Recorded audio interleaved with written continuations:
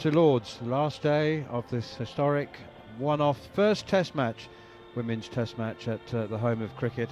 And well, India are on the verge of a very famous and well-deserved victory. You would think, I was going to say stranger things have happened, but not many in the history of cricket, and certainly not in the history of women's cricket, because England will resume on 130 for 6, needing a massive 457. India, however, need just 4 wickets to conclude what has been a very, very impressive and professional performance. Alongside me, Raf Nicholson has enjoyed being a critical part of the commentary team and has enjoyed the occasion.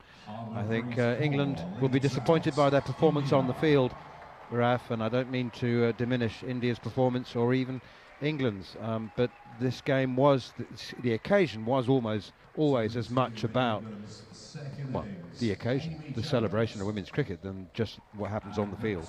Exactly, and actually we had a very chipper Sophie Eccleston in last night's press conference, who obviously took her 5 for yesterday. She's got her name up on the honours board. She said, "My name will forever be in the Lord's dressing room," and she seemed very happy about life. She's obviously out there just walking out to bat now, resuming on 1 not out. So that was just an interesting one. It's just perhaps slightly more upbeat tone than I was expecting.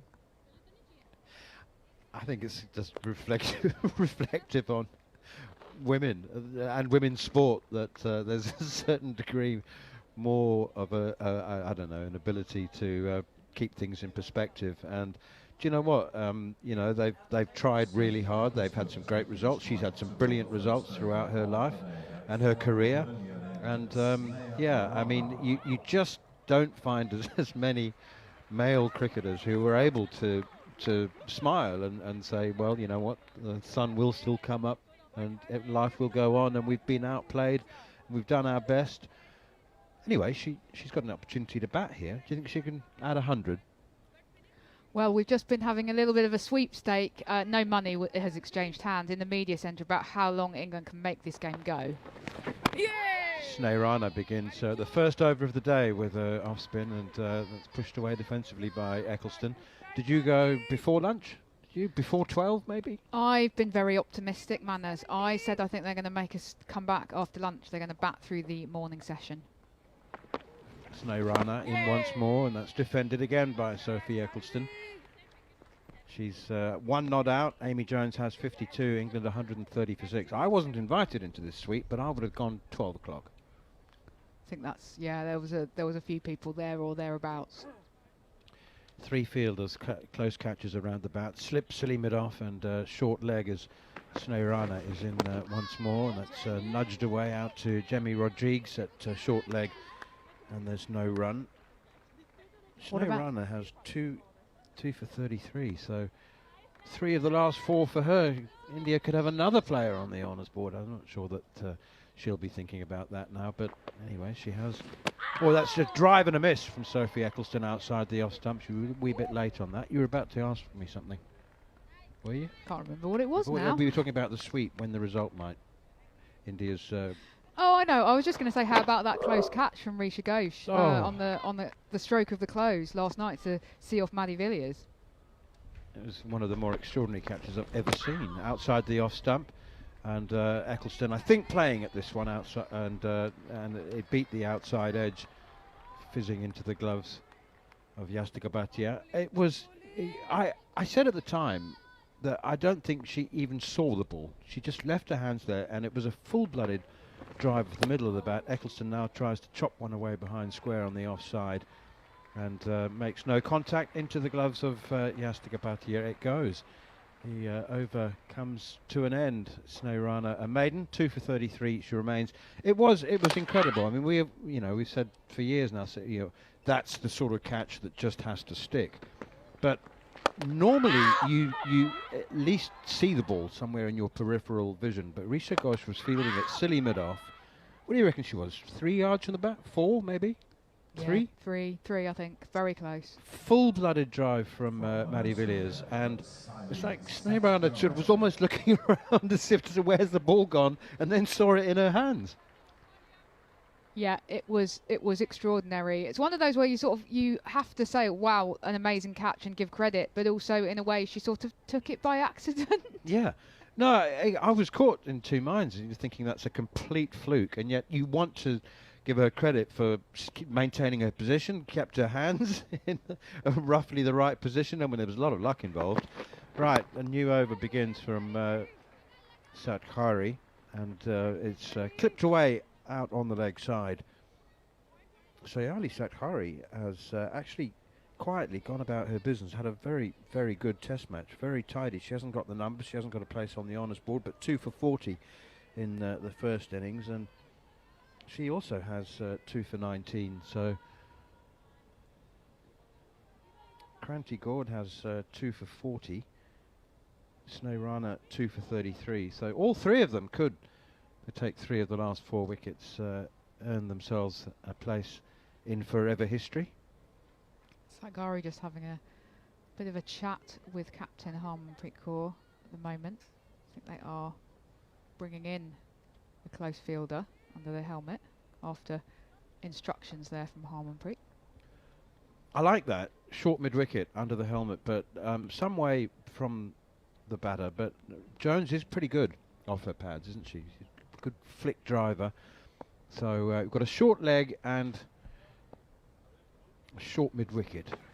Not as short. Pushed away defensively by Jones up on the onside, straight up towards mid-on, fielded by skipper Harmanpreet. I like that a lot, and you know, even if Jones isn't caught there, it will definitely play on her mind, especially if Sayali Satkari is going to bowl full and straight. Jones doesn't mind a whip through the leg side. I think that's right. They're just trying to restrict one of her natural scoring areas and get into her head a bit. Here is Satkari once again, and again once more defended up towards mid-on, and there's no run. Is that skipper Harmanpreet, or is that? Yeah, it is. Yeah, Harmanpreet at mid-on. So 2 slips and a second slip cordon on the leg side, but not at slip, but short leg. That's Jemmy Rodrigues, and that's not Richa Ghosh who's gone in at short mid-wicket, is it? Or is it? I think it is. Yes, it is. Okay. Here's Satkari once again, and clipped away for the 3rd time in a row up towards Harmanpreet Kaur. Good crowd in the grandstand. It's free entrance today, isn't it? No tickets for sale. It is free entry today, and at one point we wondered if we were going to get into this 4th day, but we have, and nice to see, yeah, good smattering of spectators sort of bunched on that side of the ground. And it's one of those where you never know how much cricket you're going to see. But I remember coming here with my dad in about 2002 to see India, and there were only 2 wickets left, and they batted for the whole morning session. On the back foot, pushed away, clipped away by Jones, again on the leg side, once more to Harmanpreet. That was against the West Indies, was it? I think it was England-India. Oh, sorry. In about, I want to say about 2002. And yeah, from memory, there were 2 wickets left to fall. It was the 5th day, and I think it was one of those where as kids go free, adults India not batting? very much. India batting. Anil Kumble? Yeah. he was around. Yeah. I wouldn't be surprised if he's one of those who batted through the morning session. And so drive through the offside, the first runs of the morning. Amy Jones will take one to Kranti Gord, diving to her left. She's quite wide at mid-off, and it's a good save, but Amy Jones not only taken a single, but she's kept the strike at the end of the over. 2002 would have been when Anil Kumble was still mistakenly regarded as a not very good tail ender, but he actually became better and better and better and ended up scoring test hundreds. I don't expect you to remember, but my guess is that he was one of those who batted through the morning session. I've probably still got the scorecard somewhere, because I think that was my first time coming to a test match at Lord's, and it was a fantastic day. But it's similar to today in the sense that if you're wondering last night about whether to come along, then you're never quite sure whether it's all going to be over in 20 minutes, or if you could actually watch even a session and a half of play. I mean, potentially England could take this game deeper. There's still got Amy Jones, obviously, has had a great test match with the bat. and Eccleston just needs to keep defending, I think. Goes deep now, does Amy Jones, and whips this one away from Sneh Rana to deep mid-wicket. And they go through for a single, so Eccleston will have to return. Is the future of the England team, are they going to go into a rebuilding phase now? It's so difficult, is it? We keep talking about how few test matches there are, so my inclination is to say, so how do they rebuild the test team? Sneh Rana in again to Eccleston, drives to extra cover, no run. When is the next test match? I did actually look that up just before we came on air. And so England's next test match is currently scheduled for next April, so April 2027 against West Indies in the Caribbean. The Caribbean. And then they will also be playing an Ashes test at Headingley next July. Pushed away, squared the wicket on the offside, and picked up by Richa Ghosh. So yeah, you can't really talk about how do they rebuild the Test team without Tammy Beaumont and without Heather Knight, because there are sort of ready-made replacements actually in this squad, aren't there? Emma Lamb, does she come in? Here's Sneh Rana again, driven and very, very firmly out into the offside, but again no run. Sophie Eccleston's certainly going to play a few shots. The future of the Test team. I mean, generally in white ball cricket as well, are England about to enter a rebuilding phase? Yes, I think they are, and actually those two things are sort of closely aligned because there's often so much overlap between the red and white ball squads. Eccleston drives against full-length delivery outside the off stump, thick outside edge, and there's a chase on for Shefali Verma.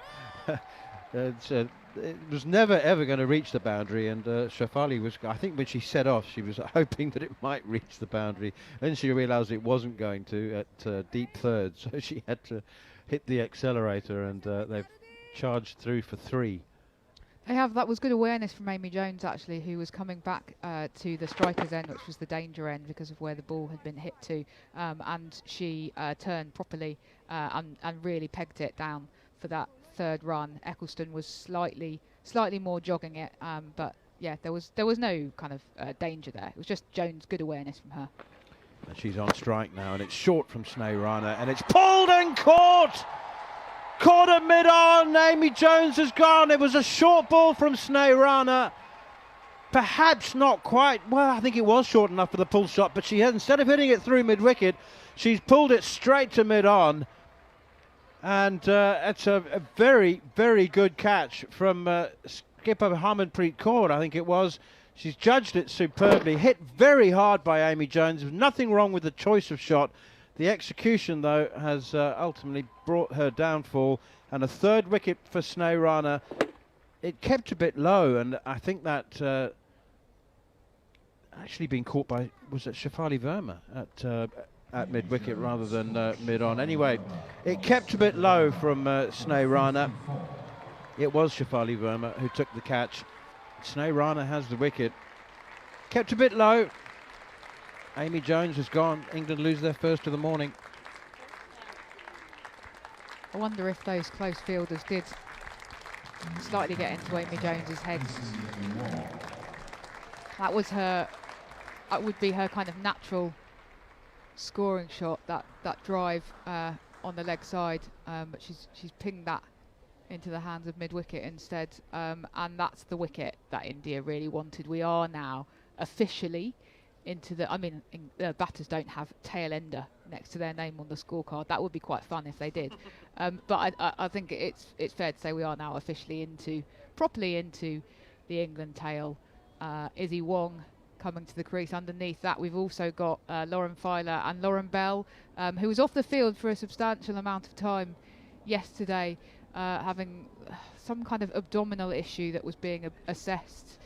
And we're not 100% sure what exactly was going on, but England have confirmed that Lauren Bell will be fit to bat today.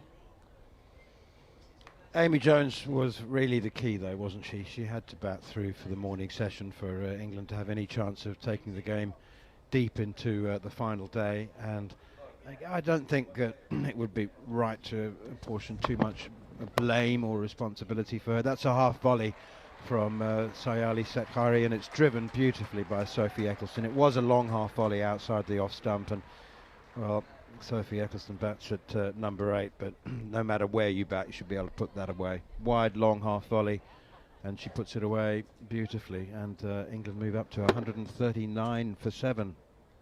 I agree with you.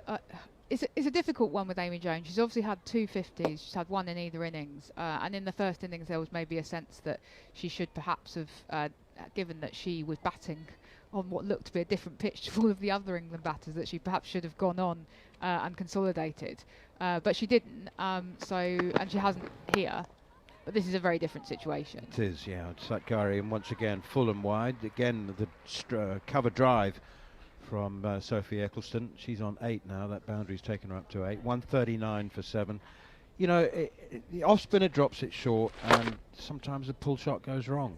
I mean, it kept low, didn't it? And she's had to sort of adapt the stroke, and that's what I think undid her. It did sort of skid through. Anyway, Sneh Rana is good value for a third wicket, and I have no idea whether she would be thinking about the possibility of a 5-wicket haul, but I think I would be if I was her. That's pushed away defensively up on the offside, and there's no run. I think it's so much nonsense, and people say, oh, well, you know, personal milestones and honours board, these things, you can't think about them. They just, if they're going to happen, they're going to happen. Nonsense. Nonsense. Although it was interesting, I did ask Sophie Eccleston in the press conference last night, when you had 4, were you really keen to get that 5? Kind of what was going through your head? And she just said, oh, there wasn't really anything in my brain. I was just bowling. Well, possibly exhaustion. You know, it was a pretty hot day, and she was well beyond 20 overs. In fact, she was closer to 30. In fact, she was 33 overs. So that's just about believable. But I tell you what, she knew that when she took 5, here comes Sekhari once again, and defended away out onto the offside. I don't think she needed reminding that she was going to be on the honours board when she took the 5th. Perhaps not. She does have a little bit of a reputation as being somebody who isn't aware of kind of personal milestones. And there was a thing a couple of years ago. I think it was she became the leading wicket taker for England in T20 internationals, and she had no idea that she just kind of surpassed this. This one keeps low, and there's an attempted sort of dab cut from Eccleston, but because it kept low, it's scuttled through past the inside edge and bounces twice before reaching Yastagabatia. We've all played with, and some of us are, there's sort of scatterbrained, you know, oh really, is it? I mean, I'm terrible with birthday. I don't remember my own birthday. So I can understand that there are players who genuinely don't look at statistics. Pushed out towards mid-wicket, fielded by left arm spinner Sri Charani. However, I would say that my experience would suggest they are very much in the minority, because if I say, well, it's a bit disappointing. You're only averaging 37 in one-day cricket, and they'll say 37.4. But the same people that don't look at statistics. I would say Eccleston is in that minority of bowler who honestly really has no idea about the numbers or anything like that. She's an extraordinary individual because she just doesn't really seem to think about what she does. And when you try to say to her, how did you bowl that ball? How did you bowl that spell? What were you trying to do to that particular batter? She just, her favourite line that she says all the time, and I might try and do her accent, is, I love bowling. I love bowling. And that's it. And that's it. She just repeats that over and over again. Yes! Pushed away defensively. Izzy Wong's first delivery. Apologies for the accent. That was terrible. It was, but there's an instinct there because she does try different things, and she's clearly a tactician. It may be instinctive. I understand that. It's an appeal for leg before wicket. I think Izzy Wong's got outside the line of off stump. She wasn't very far forward, but I think the impact was she managed to get a pad outside the off. Oh no, more. It was maybe turning down the leg side. Sneh Rana's turning it too much.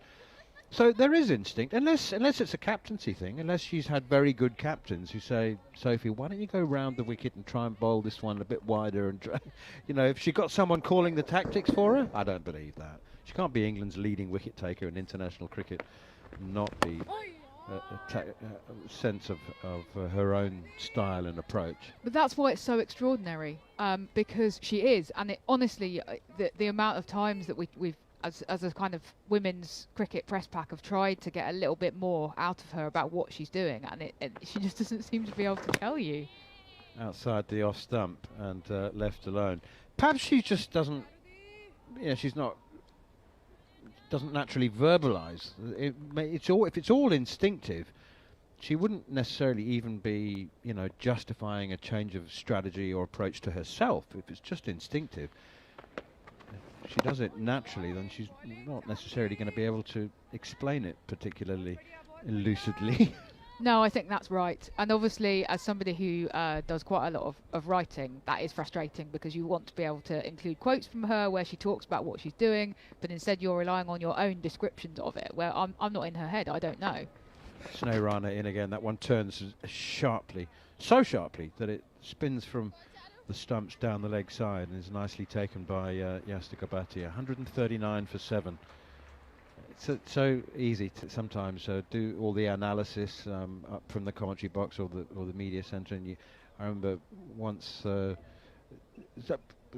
Jacques Callis was very, very aware, could read a cricket match extremely well, but sometimes it relied entirely on his instincts. And somebody said to him, you bowled 15 consecutive away swingers outside the off stump to Saurav Ganguly, and then bowled that nip backer. Do you set him up? And he was absolutely nonplussed. And he was like, really? Did I? So that other times, he was really acutely aware of approaches and strategies and tactics. I'm trying to think of who in the women's game would be the sort of opposite, and would be somebody who would be extremely kind of articulate and able to tell you exactly what they're doing and why. And I can't. I'll have a think. I'll get back to you about that one. So we were talking on day 2, weren't we, about Nat Sivabrant's captaincy style. Right, Kranti Gaud is into the attack edge, dropped at second slip. Shefali Verma puts it down. Kranti Gaud coming back into the attack for her first over of the morning. Wide half volley, to be absolutely fair. Eccleston has thrown the bat at it, and Shefali Verma has grasped it at second slip. It is. I think that might be. Was that Shefali? No, it was Sneh Rana. Yeah, I think so. She just, having bowled. Shefali Verma's at first slip. Having bowled an extraordinary spell, she's now been put at slip and just having her shoulder patted by a couple of her teammates. Eccleston is a full and straight delivery, and she drives it straight back down the ground, and Harmanpreet's got a chase on here. She'll just get there, flicks it back, literally inches from the boundary triangles, and she saved a run because they've gone through for 3. She did slow up substantially towards the end, didn't she? And I think the last thing you want to happen on the 4th morning of a test match that you're about to win, when you've got so many runs to play with, is to do yourself a nasty diving on the boundary. So I understand why she took the slightly more sedate approach, and she did save the 1 run in the end. 142 for 7, England, as Eccleston is forward, steering this one away behind square. Harmanpreet also went to ground with an excess of elegance. She's just sort of flicked it back and then very gracefully landed into the press-up position, actually. Gently lowered herself onto the ground. Beautifully done. My Pilates instructor would be extremely impressed actually by it that. was. It did look a bit like a Pilates movement. But Eccleston forward to the next one, which is full and straight. She's bowling lovely wobble seam Sneh Rana as well as a way swing. So she's got the 2 slips in, and should have had Eccleston with her first delivery. And I say it was a wide half volley, but it was swinging, and it doesn't matter if you get the ball to deviate, you have got more of a chance than if you bowl it straight on. But If she's not bowling a way swing, she's bowling a lovely wobble seam delivery. There's a short leg in as well. That's full and wide outside the off stump, and Izzy Wong now leaves it alone. Nicholson has 11. Izzy Wong yet to score. India's target is 3 wickets. England's is a little more difficult. 315. 142 for 7. England aren't going to win this Test match. The loss of there was very, very little doubt. There's a do they call it on Cricinfo win viz or win percentage? Win predictor, I think. Win predictor. That's right. They're pushed away defensively by Izzy Wong again up towards mid-on, fielded by the bowler, and England were 99 point. Sorry, India were 99.9 overnight on Cricinfo, and I think the dismissal of Amy Jones for 54, the first wicket to the only wicket to fall so far this morning, was I think that may have, I don't think it goes to 100, does it? I was going to say, I don't think it does go to 100. So we actually have our own, on the website I run, Cricket Her, we have our own tool called Win Her that's actually only based on women's cricket data, because obviously the Cricinfo one and the one that they use on the telly is based on men's cricket as well. So sometimes, especially in white ball, I mean in red ball, there's a lot less data to go on. But in white ball matches, having something that's specific to women's cricket is actually more helpful, and sometimes does give quite different results. Snehrana continues with her off spin, and that's driven by Eccleston only as far as extra cover. I think you should take the opportunity right now to gratuitously plug that website. I have not heard you mention it once. I've been very good, Manners. So crickether.com. It is a website entirely devoted to women's cricket. Forward comes Eccleston again defending. So one word, capital C, capital H, or it's not. I mean, it's not case sensitive, but we would usually have it as the cricket would be in capitals, and then the her would be in lowercase. .com. .com. Crickether.com. If you're listening or watching, have a look. Pushed away out towards extra cover, and they scuttle through for a quick single as Smriti Mandana runs in to do the fielding. And well, hopefully our listeners and viewers will go and have a look at that. Crickether.com, a website exclusively devoted to women's cricket. Has it got a historical database, or? Well, people will find out, but I said gratuitously push it. Put Snehrana in again. Izzy Wong defends. We've been covering women's cricket since 2014. That's when we set it up. There's a lot of domestic cricket that we've covered, but also internationals. So we've been doing reports from every day of this test. We did reports from most of the World Cup matches. Defended to silly mid-off, no run. And in terms of the stats database, that is actually there's a publicly available. We rely on kind of publicly available stats for the charts that we do and the Win Her kind of win predictor tool that we have. But yeah, it has the advantage of being kind of women's cricket specific. Pushed away defensively again by Izzy Wong, no run. So one of the things, for example, is that women's until relatively recently, women's teams have been much more want to collapse more quickly. So if you got a women's team maybe 4 wickets down a few years ago, then the kind of lower middle and the lower middle and the rest of the batting order tended to be a lot less skilled. Oh, just seeing on the telly, Jay Shah's in the house, head honcho.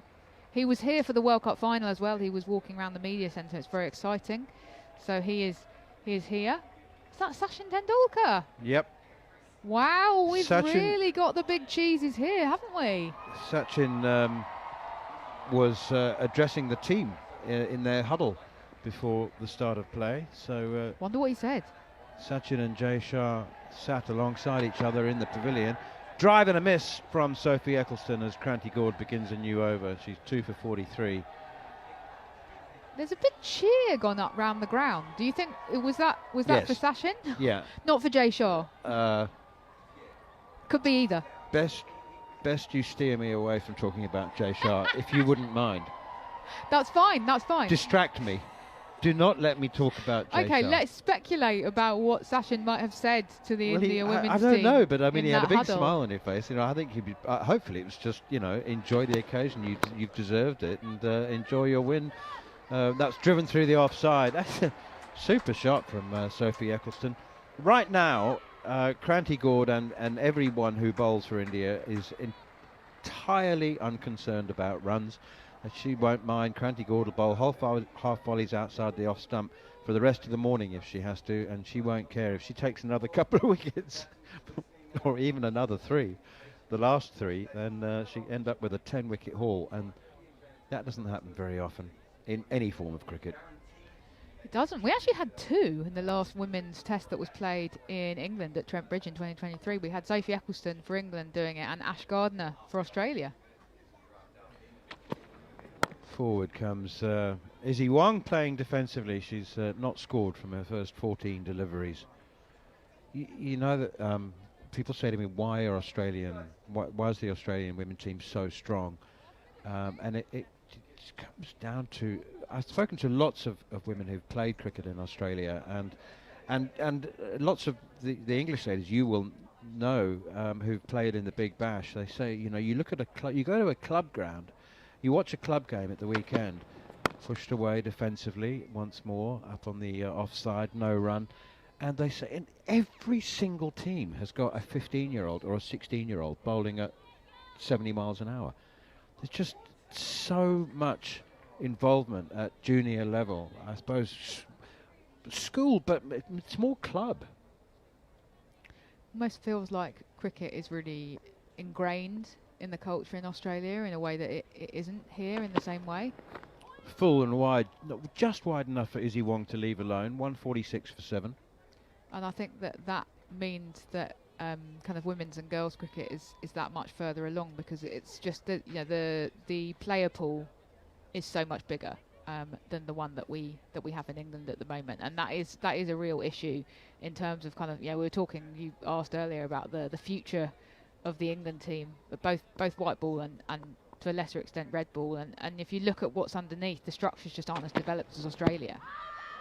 Oh, that would have been a very, very much louder LBW shout if it had not been an inside edge from Izzy Wong. The over comes to an end, 146 for 7. Elisa Healy has been here for this test match, hasn't she? She was honorary life member? Honorary life membership of MCC, yes. I think she was here yesterday collecting that. I think it would have been Ed Smith as the MCC president who would have presented her with, I think you get like a special coloured book, don't you? That's your kind of ticket to Lords for life.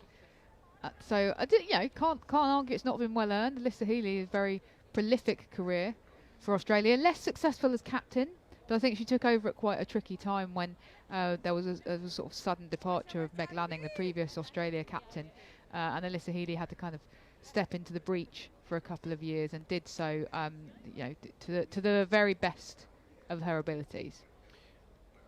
Greatest Australian woman cricketer of all time. What are the names that come straight to your head? Belinda Clark? Belinda Clark, Karen Rolton, who was a fantastic batter in the 90s and noughties. Sneh Rana continues to round the wicket now, interestingly. Sophie Eccleston drives up to extra cover. Was a fantastic quick bowler in the again, in that there was a very dominant Australia women's team in the 90s and early noughties. So Catherine Fitzpatrick is said to have exceeded, or have at least reached 80 miles an hour in her bowling speeds. But we didn't really have the same levels of speed technology in terms of kind of monitoring how quickly she was bowling. But everyone who sort of batted against her says she was absolutely ferociously quick. Sneh Rana not ferociously quick, but she's turning it ferociously every now and then, and that one slides past the outside edge of Sophie Eccleston's bat. She was a bit late on it. It was a quicker slider from Sneh Rana round the wicket, so she's angling it across the right-hander, and there's a slip in place. Shafali Verma under the sun hat. Jemmy Rodrigues, we accustomed to seeing under a sun hat, and she's short legs, so she's not wearing a sun hat. She's got a helmet on. And Risha Ghosh is at silly mid-off. Took that extraordinary catch yesterday. Here's Snayrunner once more. Eccleston pushes to extra cover and then says yes, which would have been a very bad idea to take that run. And Izzy Wong says no, the non-striker's end. Izzy Wong, the more sensible decision maker of the pair. Eccleston now 15 from 29 balls, doing her fair share of. She's just practicing her defensive shots. It's like an extended net. Yeah, and absolutely nothing wrong with that. Nothing wrong at all. Pushed away defensively once more, and there's no run. The good news is that I spoke to the catering staff here, and they said, "Well, we've done lunch anyway." So oh, I'm relieved about that, Manners. I am so relieved about that. Because they're good, aren't they? Yes, they are. The Lord's lunches. So we just have to extend our match reports and take our time, leisurely time. Eccleston pushes one to cover, and this time does take the run, and they trot through for Eccleston. Keeps the strike. She's on to 16. Izzy Wong yet to score. England have lost Amy Jones for 54 this morning, pulling a short ball from Snayrunner to mid-wicket. They're now 147 for 7. India 3 wickets away from victory. All change in the commentary box. Oh, or no, are you staying? No. Jarrod Kimber is going to be up for the first time, and he will be joined by Melinda Farrell, and in the driver's seat it will be Georgie Heath. Apparently Georgie's not driving particularly well, and she can't find her seat. Beautiful day. I came in quite late, and there's a lot of Indian fans doing the same thing. There was a huge line for the Lord's sign, where you can have your photo taken at the North Gate, isn't it? Yeah. There's about 40 people just stopping to get their photos taken there, with their security guard, whose only job seemed to be taking photos. That's what I thought. He didn't come to work today and be like, right, I'm chief photographer and just not scanning anyone anymore. You go and do that. There's a lot more people waiting to have their photo taken. As Crunchy comes in, and there's an edge, and that is dropped by Bhatia. To be fair, it went very fast and very low. She dived away. It was straight. No, she should have taken that. Sorry, it wasn't as low. She dove low, but the ball actually stayed a little bit higher. So that's 2 catches they've dropped off Gord this morning, and the fielders come into Gord as if to say, sorry, we will fix this. There's a lot of low fives, no high fives. Yeah, it brings up the 150 for England as well. A small milestone, but we'll take a milestone either way. Yeah, just beating the outstretched over her thumb in the end, but you would feel that should have gone into the webbing at least. Got too low. Yeah, she really got the dive wrong there. The footwork with the wicketkeeper, what you're looking for is the early footwork, and she just wasn't ready to move to side. She wasn't ready for an edge at all. Her feet were too far apart. As Gold is in again from the nursery end, and this time squirts out to point, and there's again no run. Eccleston on 21 at the other end, 0 from 17, taking her time to get off the mark yet again.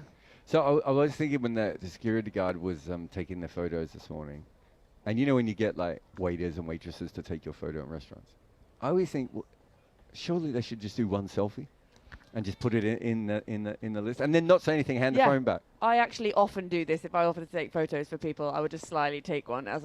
Then when they get home at the end of their holiday, they've got a nice little snap. As Gold is in again, this time slightly fuller and driven away by Eccleston, just in front of point. A beautiful looking stroke. Plays it effortlessly, doesn't even watch. And she picks up 4 more. Yeah, it was a loose ball, but they're going for the edges now. So we know with Eccleston, she drives with her bottom hand, so they probably think there's always a chance of an edge there. They've got 3 catches in place, but she's got that one away beautifully.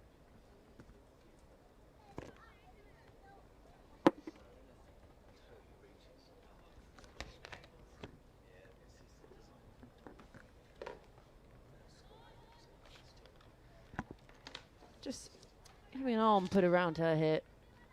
Cranty Gold by her captain at mid-off. And she's ready again at the top of her mark. Eccleston waits on 24. And this time just plays it defensively back up towards the bowler. And there's again no run.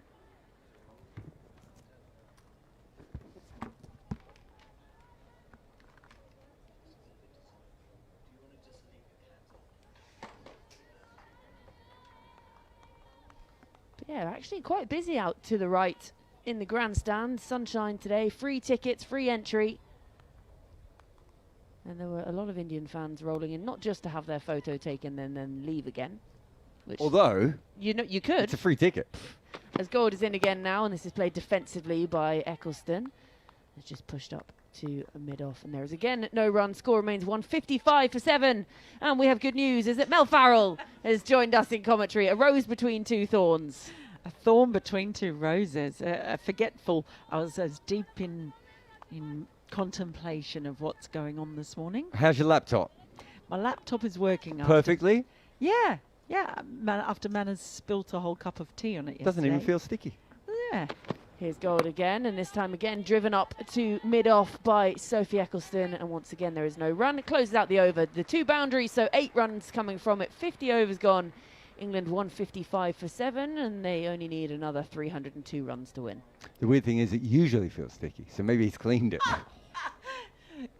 You are often, over the years, you've often been horrified by the state of my laptop. It really, there's a couple of people in the press box that, like, there's something about their laptops that just really put me off. One of the other ones is Chris Stocks, it's like watching someone hit the keyboard with a hammer, and I can actually hear the laptop slowly crying while he types on it. And yours is just gunky. You gunk up yours. It's not that bad. No, this is good because it's been cleaned with tea. Maybe we've stumbled upon something. I'm really nervous to open mine now. I don't know what it looks like. No, your one annoyed me yesterday because you left it on the floor charging it. It's a black laptop on a dark floor. Oh dear. Flighted delivery this time from Sneh Rana and just dead batted and kept out by Wong, who's still yet to get off the mark. Well, she only just got a bat down on that in time. She almost had the bat parallel to the ground as the ball was sort of lodged in between the bottom of it and the ground. She's in again this time, and Wong just gets the big stride out and lets it go, holds the pose for a while, almost like she's going for a stretch of the hamstrings. Yeah, they're not over-attacking, are they? They've got their 3 catches around the bat. I would think if Wong isn't going to play a shot, we'll probably see either a second slip or a leg slip come in play as well. Yeah, I was thinking about this. I was going to ask you about this, Jarrod. Sneh Rana in again now, and Izzy Wong, carbon copy of the previous delivery, just lets this one go through to Bhatia behind the stumps. Score still 155 for 7. Including the keeper, I don't think we've ever seen more than 4 players around the bat in this innings. No, a 4 is the most I can remember. Here comes Rana. Real extra flight and a cry of oh my goodness as she released the ball, the full toss. Izzy Wong slightly surprised by that one. I think Sneh Rana herself surprised. I was actually wondering, even at points yesterday, when Amy Jones was in there, that they were kind of letting their foot off the throat. This time, Izzy Wong just gets a big pad out to it. There's a few cries, but somewhat muted. That was a bizarre leave. I want to say she knew that was going to spin. I think she decided to leave it before it was bowled, which we call the Mitchell Johnson. I loved how unperturbed she looked as well, as it was like, all part of the plan. Pick that out of the hand. Yeah, she's just gone off to have a look at the pitch now. Well, if you see the pace that Izzy Wong can do a Rubik's Cube at, she's got quite quick decision making. Did we time her yesterday? Was anyone timing it? No, but I'm pretty sure she's right up there, and she just punches this past short leg, and it'll be the first run of the over. So she'll keep strike for the beginning of the next, and it's only taken her 23 deliveries to get off the mark. 51 overs gone, England 156 for 7. Yeah, it was something I was thinking going back to that yesterday. There were a few times when I thought, obviously runs are not the thing, right? They just want to get them out and get them out as quickly as possible. And a few times watching yesterday when Amy Jones was still in there, I just thought, particularly when she was at the non-strikers end, you know how it's the beautiful picture, isn't it? When you've got sort of a tail ender or a lower order batter in, and you do see them all packed around. I'm not saying necessarily you'd have all the fielders up, but you just they might have been able to take a few more aggressive options with their fielding, with very little risk involved. Sorry, I'm struggling to concentrate because Georgie's battery's low. How do you have a battery low to start the day? Well, it's because I left my charger in the pub. Oh my God! You see, this is why this is why I try not to do this. Not only that, when I first started in the press box, I was like the AI guy for all the older guys because they didn't know how to use their laptops. Shout out to NASA. Sri Charani coming left arm round the wicket, and Izzy Wong just plays this defensively off the back foot, and there's no run. Someone, and I won't say who, changed NASA's background screen desktop to just face his face over and over again. And NASA's face or his own? Yeah. That's funny. And so and he's like, I don't even think NASA knew my name at that stage. I think he might have even said, "Cricinfo, can you help me?" And so I had to come. That's literally how I met NASA, was like, because we used to sit next to each other originally when I started. Round the wicket again from Charani, just darts this one in, and Izzy Wong squares up and plays it back to the bowler. And again, there's no run. I remember Crash Craddock, the famous Australian journalist, we were at a big bash game, and he came over almost in tears. He goes, "My entire piece is gone." And I just went up and I just like, undo. And the piece just came back. He went, "How did you do that?" And I said, I'm never going to tell you. Because you'll never talk to me again otherwise. Again, played defensively just into the leg side to a scrambling Jemmy Rodriguez, who cuts it off, and again there's no run. It's like when my mum wants to do anything. She has one of those cases on the phone that flips open at the front and then does everything typing with one finger, you know, like a proper old person. Jim Maxwell got upset once because I said, "Oh, look at him taking photos on an iPad like an old person." That is, though. Charani in again, this time a bit of extra flight, and again Wong gets the big stride out and plays it defensively into the offside, where Charani does the fielding off her own bowling. But to get back to Mel's point, they've never really put in the sort of all-out attacking fields. And I think partly because the pitch isn't really bouncing and spinning and everything. This time just straying down the leg side, taken by Bhatia, shuffling across to her left. So you're going to get a couple of inside edges that will pop up, but they probably only need 2 fielders for that. The slip, I think there's only been 1 ball that's gone through slip off a spinner in this game that I can think of. But they could have used a leg slip a little bit more, but I'm not sure that the England batters seem to bat more on leg stump.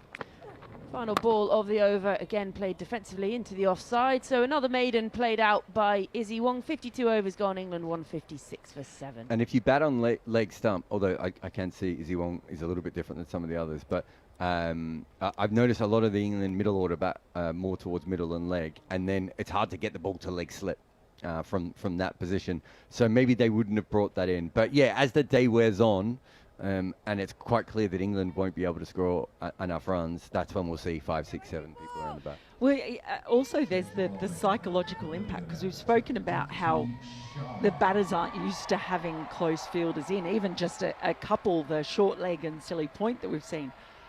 Most of them have probably never batted with 5, 6, fielders all in really close. I just wondered, I just think it'd be fun, Jarrod. Oh, no, I agree. For the photos, they should be doing it. But yeah, no, 100%. We might see it when they're, 10 and 11 are in, specifically. Deepti Sharma into the attack from the pavilion end, and just straying on the left hip of Sophie Ecclestone, who works this backward of square, runs the first one hard, and is told to stay there by Izzy Wong.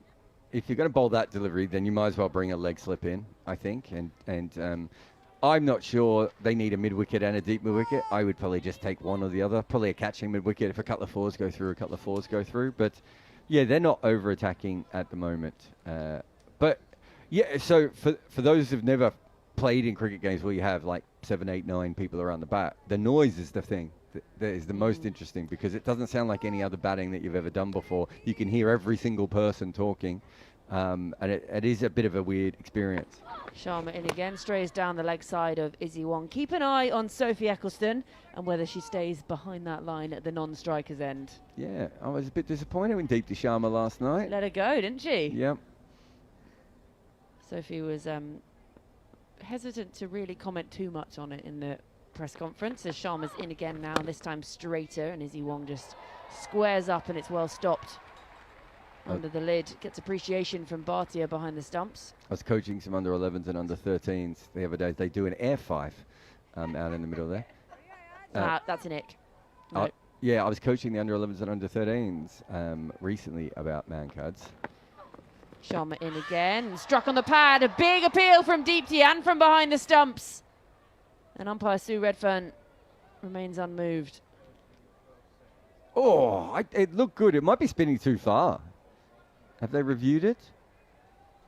Is it height? Perhaps, yeah, I thought it was height, and I think that's what Harmanpreet Kaur is declining to review and making the symbol that I don't think it was that high. It was high. I mean, we did see a couple bounce over yesterday, so it is possible, but honestly, it could have been one of those ones that was missing the top of leg stump again just because of the amount of turn it got. It would have been a better review than some of the Indian ones so far. Yes, it would have been an actual review. As Sharma is in again now, this time slightly quicker through the air, and it's gone through Izzy Wong. The stumps are rattled, no need to review something like that, and it's 8 down now for England. Yeah, she's played for the spin there, and it hasn't spun, and she's ended up just poking down the line, and it's taken the top of off stump. So either natural variation or very clever bowling by Deepti Sharma, but the last one did spin and bite, and so that's what Izzy Wong had in her mind, and she's played just inside the line and might have even hit middle in the end. Yeah, just after we saw that previous one deciding not to review, and she has just missed a straight one. She has just played down the wrong line, essentially, expecting the ball to actually spin towards the bat, Izzy Wong. And so her time in the middle goes. She has been out there for 33 deliveries, Izzy Wong, but now the 8th wicket to fall. And Lauren Bell, we weren't sure if she was going to be okay to bat after suffering from a bit of abdominal pain or soreness. But then we were told she would come out to bat if necessary. I guess you could ask the question of how necessary it is, but determined to keep defending as long as she can help England.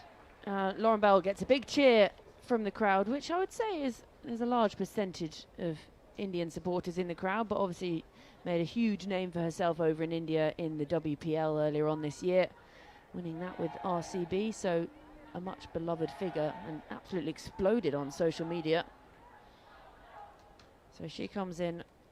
She's very quickly become the face of the team, hasn't she? Yeah. I suppose Danny Gibson was another one that was sort of coming through, but she's on a completely different level, and as you said, very famous in India now and getting famous right throughout the world. Probably a little bit disappointed with the World Cup final and been disappointing at times. I thought she bowled a couple of really good spells yesterday. Don't think they picked the right bowling attack around her. She faces up to Deepti Sharma now and gets a big stride out from all of 6'1", 6'2", and just defends this back to Deepti Sharma, who closes out a successful over with a dot. The 1 run and the wicket coming from it. 53 gone, 157 for 8. Yeah, I think this is the time, Mel. They brought in deep backward square to square leg. I'd bring that all the way up to leg slip. I bring deep mid wicket. I probably leave deep mid wicket out and bring everyone else into the ring or into a catching position now. It's just not that Lauren Bell can't hold a bat or anything. It's just make her play a different kind of game that she's not used to. And she's new. She's just walked out here, like put the pressure right on her and make her feel extremely uncomfortable from the very first ball. It's not. There aren't going to be many opportunities you're going to have the opportunity that you're going to be able to sort of set a field like that in the women's game. They've still just got the 4 around the bat. No, that's fine because this is Eccleston. It is Eccleston. So you don't mind having that's fine. The 3 catches around her. In fact, they're going to bring in a 4th anyway. Is better? Are they going to slip? Yeah, or second slip. Second slip, I think. Ah, okay. Well, it always gives you a lot of confidence when your slip can't catch their own hat. Deepti Sharma has just had to move from first to second slip, and it just sort of need that do kind of music over it as she's chased her floppy hat around. She's got herself in position now. She's got it well and truly lodged back on her head. Sneh Rana is in from the nursery end. 3 wickets to her name already, and this is crunched out to deep cover by Eccleston, and they'll come through for 1. Right, now, let's see what happens with the field. Harmanpreet is calling them up. So they're coming up to the ring, but don't just come up to the ring, come up further. That's what I want to say. It looks like they're going to keep the... I think they'll have a catching short mid-wicket rather than... So they've got 4 close infielders around the bat, and then everyone else's job is to keep her on strike for the rest of the over. If it comes to the point where it doesn't look like she's going to play a shot, they might bring the backward square leg into leg slip as well. But yeah, they kind of have a short catching mid-wicket. Rana is in again now, right arm over the wicket. And Bell just gets his stride out and lets this one go through to Bhatia behind the stumps. She must be sore today, Yastika Bhatia. She's been out there most of the test match. 100, keeping wicket as well. It's knackering.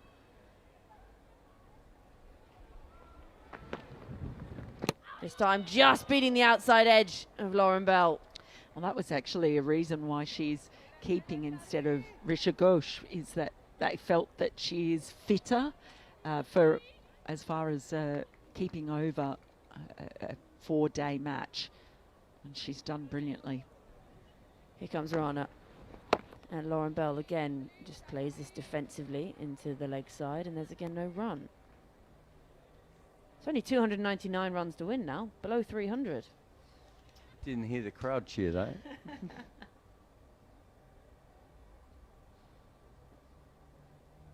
Rana on that approach gives it a bit of extra flight this time, and again Lauren Bell gets the big stride out and just drops this into the offside. I think she might be trying to set her up for a quicker one here, just the way that she's bowled this over so far. So this might be the quick straight one. Just try and slide it through. Again, the big stride defensive shot.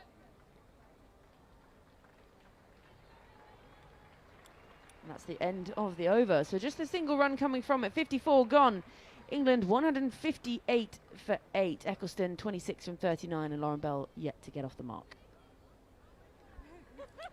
It's just such a sort of strange field to today, because we know that it's going to end, right? That they're not going to chase down another 299 runs. They've got a player out there. Such a pessimist. I know. Oh, look, it's rare. I'm always willing to do the old, so you're telling me there's a chance.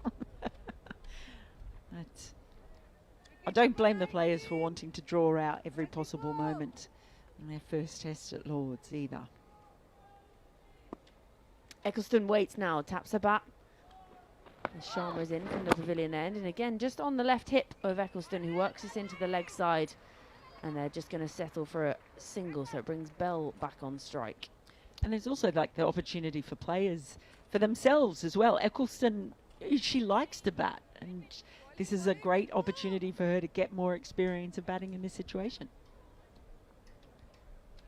Yeah, Ringfield has come back in, and you've got the 4 catchers around the bat, as this one is edged towards slip, but safely along the ground. And there's fielded by second slip there. No run. So opinion from both of you. What do you think are the biggest positives to take from each of the sides in this game? India, obviously, they've been convincing the whole way through, as Sharma's in again, and this time just worked off the hip by Bell, and there's no run. I think if I'm India, we only took 2 seamers into the game, and we outbowled England's 3 seamers. I think that's a huge thing. They could have won this game in many different ways, but specifically doing it with seam bowling, I think, is probably their best potential outcome. You don't really expect even if you expected them to do well with the ball, I'm not sure you expected it with the new ball and with the seam. Lots of company around the bat again for Lauren Bell. Slightly quicker this time from Sharma. And Bell is equal to it and just defends this back to the bowler. Score remains 159 for 8. I think you're right, Jarrod. And also they were criticised a lot for their exit from the World Cup. And there were a lot of their players under extreme pressure. Gone through Lauren Bell. She holds that defensive pose, but there's no need because the stumps have been rattled. Deepti Sharma has a second. And now India are just 1 wicket away from victory here in the first ever women's test at Lord's. Yeah, beautiful classic off spin. She's bowled really well this morning, actually. That one was similar to the one that was an LBW shot from before. It was outside off stump, drifted away a little bit, spun back, and Lauren Bell held the pose before and after being bowled. she's just so important, isn't she? Or such a banker to turn to when you need a wicket, Deepti Sharma. And cleaning up the tail at the moment. They are on the brink, India. Just 1 wicket remaining. It's going to be Lauren Filer, who probably not noted really for her batting. So I'll be feeling pretty happy about that. But we are having drinks at this point as well, with 1 wicket remaining. New batter out in the middle. So time for drinks. Well, we've got through to drinks. That's further than a lot of people thought that we might get. Raf Nicholson, I did say in the sweep, I thought that they would be all out by 11:48. So 10 minutes later, I'm out of the sweep. You are out, and you've underestimated England's staying power. I said I thought that they'd keep us here into the afternoon session. So it just goes to show. Could still happen. I was watching Lauren Filer before play. She was getting throwdowns from Charlotte Edwards. She was just practicing her defensive strokes repeatedly. So she's gonna need to do that for what, 6 more hours? She's also going to have to do it against Deepti Sharma rather than Charlotte Edwards' throwdowns, and I have a suspicion that one of those things is not like the other. Charlotte Edwards was a leg spinner in her day, and she once... were you there in the 2013 Women's Ashes when I said to Charlotte Edwards in a press conference, why did you bowl yourself today? And she very indignantly said, I've got 50 international wickets, Raf Nicholson. Well, fair play too. I don't know if I ever saw her bowl in a match live when I was in the ground. I don't think I did. She was much more prolific at the start of her career than the end, let's put it like that. She obviously has these famously difficult knees, and so I think that by the end, she was very much saving herself up for the bat. But yeah, she definitely sent down a very odd over towards the end, because I watched her and reported on it a couple of times. We sort of used to say it was quite amazing that she was still able to play cricket when her knees had actually been replaced by poppadoms. You could almost hear the crunch every time that she moved with the poppadom knees. Poppadom knees, you've got biscuit ankles as well, people who've got dodgy ankles. Everything just cracks with me. I'm like a glow stick. To be fair, there are a lot of different biscuits you could choose from. If you had ginger nut, that's the thing, you'd be sturdy. Biscuits, they'd be very sturdy. Or a hobnob. It's whatever survives dunking in your tea best. It's the dunking test. Like, if you've got a rich tea biscuit, it's just going to disintegrate. It will. Chocolate covered hobnob, winner.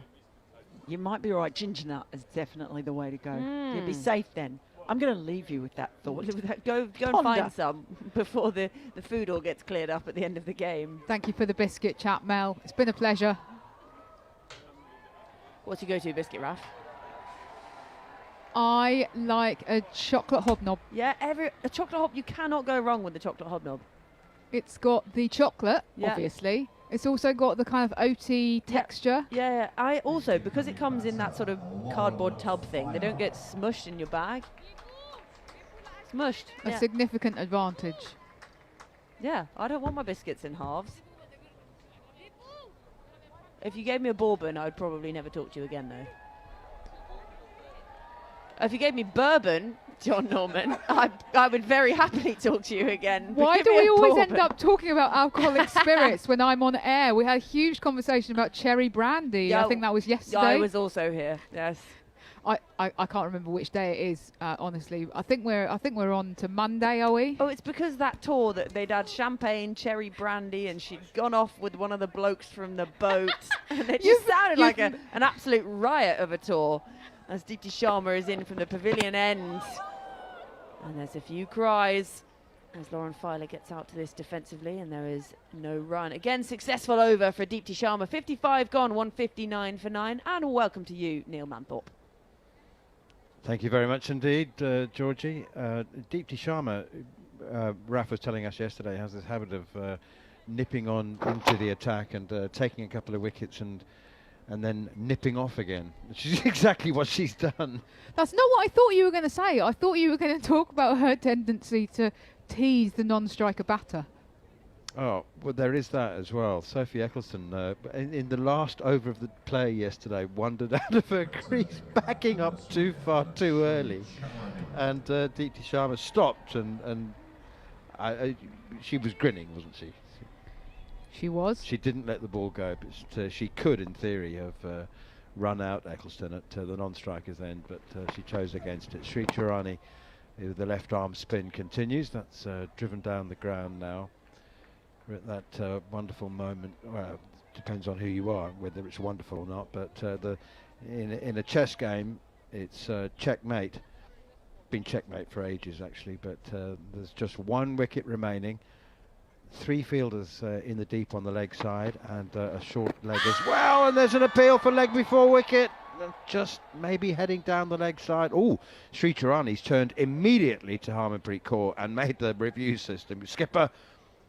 She's made the review sign. You've got to go for it. And, well, Richa Ghosh reckons it's out. She's already congratulating Sri Charani. Umpire Anna Harris said not out. So this is going to have to be a significant overturn. Players appeal. 159 for 9. India look very, very confident. They do look very confident. Can we go to front on, please? It'll be interesting to see the replay. I mean, I've said at the start of this test, Anna Harris, an excellent umpire, but she has had a couple this test that have been overturned. We should go through to ultra edge, please. Well, India, as I said, we're very, very confident, and flat line. Probably clipping leg stump. You can see why they're confident, but it's given not out. So it might well be clipping leg stump. It needs to be hitting. Remember that more than 50% of the ball needs to be hitting more than 50% of the stump. It's possible. It's possible. It is possible. It did kind of ricochet off that front pad into the back pad. So I don't know whether that has given India a false sense of confidence, perhaps. Rigid decision is not out. Not out. Pitching in line, impact in line. It's been given Wickets, umpire's call on impact as just on field, please. Brushing leg stump. Just clipping leg stump. So good call from Anna Harris. Just touching it, Georgie. Yeah, you'd be dirty as a batter if you were given out on that, wouldn't you?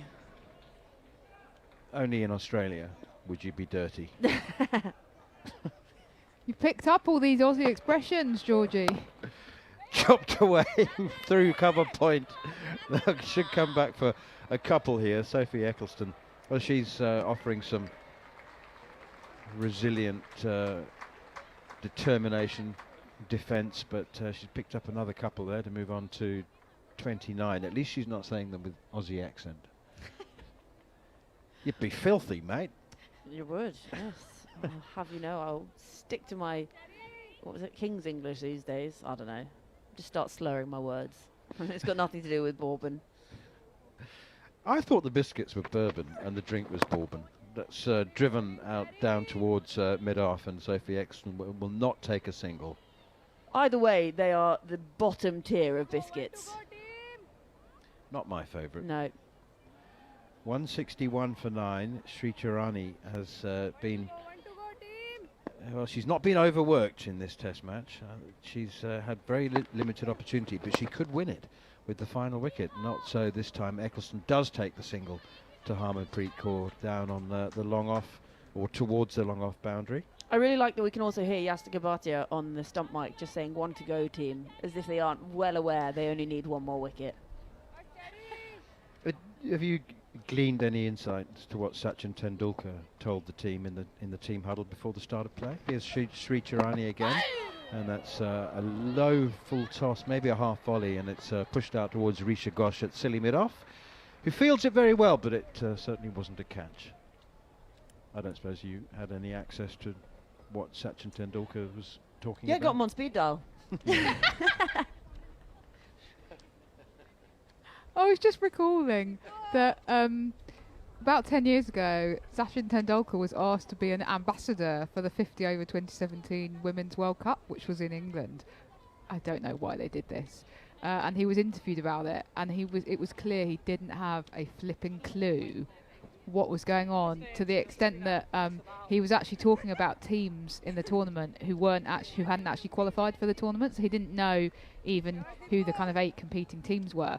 It feels like we've come a long way since then in terms of his kind of awareness of India women's cricket. So hopefully he didn't have to be introduced to Harmanpreet Kaur, for example. Deepti Sharma continues. And that's driven by Eccleston down towards deep set mid-off, but she doesn't take the run. I think awareness of the players and the teams has changed a lot, actually. I was flying from Perth to Delhi after their test match. Deepti Sharma in again. Eccleston whips this one away past Risha Ghosh at short leg, no run. After India played that test match with Australia earlier on in the year, and actually, I mean, obviously we weren't in the same part of the plane. They probably had a lot more legroom than I did, but they were recognised by quite a few people in the airport coming out of Perth and arriving at Delhi. Here's Deepti Sharma again, and it's driven by Eccleston. Once more, she refuses the single to deep extra cover. So being stopped for selfies and things like that, and you think, you know, in the last few years, that has changed a lot. And I mean, winning that ODI World Cup would have changed a lot of that for the Indian team. 4 close catches now, as silly mid-off, gully, slip, and a short mid-wicket as well. Silly mid-off and mid-wicket do have helmets on, but they're not in really close and really tight. Eccleston is on 30. 1 wicket remaining for India, and it's flicked out towards extra cover, and she'll pick up 4. Sophie Eccleston. It was there was a change of field which saw Shafali Verma move in from deep extra cover into an orthodox extra cover, and Eccleston timed it well enough to beat her and pick up another boundary and move on to 34. And last thing on that one, though, we did arrive in Delhi and a lot of the bags were not where they should be. And Harmanpreet did actually have to go and find someone to go and try and find her bag herself. And I can't imagine that happened to Sachin very often, that he had to go and locate the airport staff to find his suitcase. I'm guessing probably not. Maybe we could go around and ask him, Georgie, when this wraps up. Yeah, I'll drop him a message. Eccleston, by the way, is her career best. It was 33 not out before this, and she's takes a single off that ball to move on to 35. And England 167 for 9. So quite the test match for Sophie Eccleston. Place on the Lord's Honours board, and now a career best with the bat, 167 for 9. England currently, if the wicket was to fall now, would lose this game by 289 runs. But Eccleston has batted very stoically.